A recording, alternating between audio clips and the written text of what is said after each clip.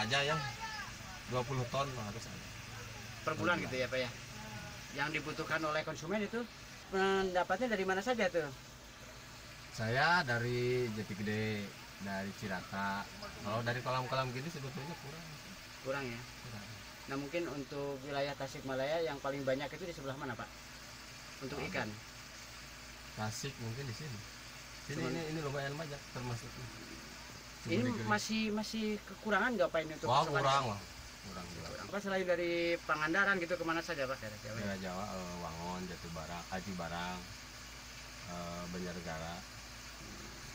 Yang dekat-dekat paling Banjarsari, Padaherang, Pangandaran, Ciamis. Ini buat PKH apa buat apa ini Pak? Rencananya? Ini buat pasar. Buat PKH nanti tanggal 5 ke sana. Bagian mungkin saya buat PKH aja 8 ton lah. Itu rata-rata per bulan 8 ton ya? Saya doang itu sebetulnya PKH itu untuk Pangandaran 30 kebutuhannya 30 ton. Tapi kan bandar bukan saya aja gitu. Dibagi-bagi.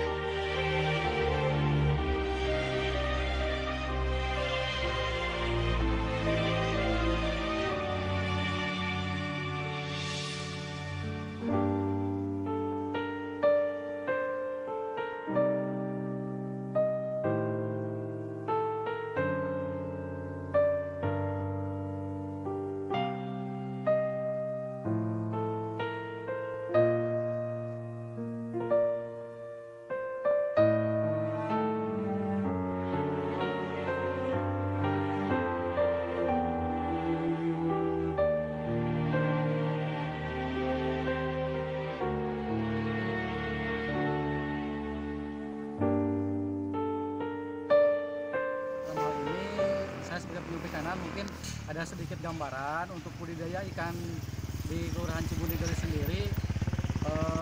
Secara umum masyarakat sudah budidaya ikan nila, cuman untuk skala kegiatannya masih banyak yang bersifat tradisional.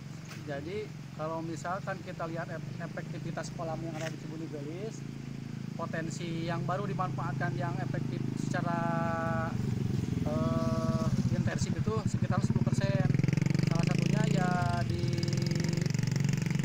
RT 2 RW 6 ini di Pokdakan Nangela.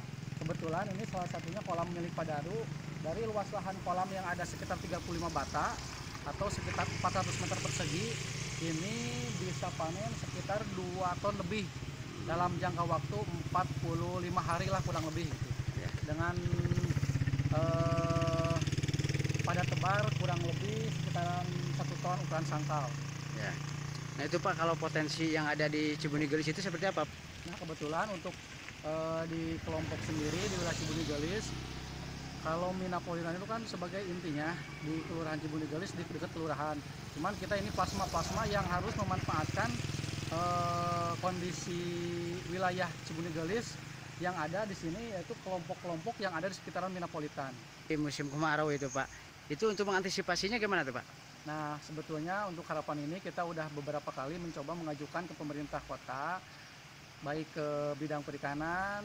Kebetulan pernah juga Pak Wakil Wali Kota kesini, ada juga dari DPRD-nya.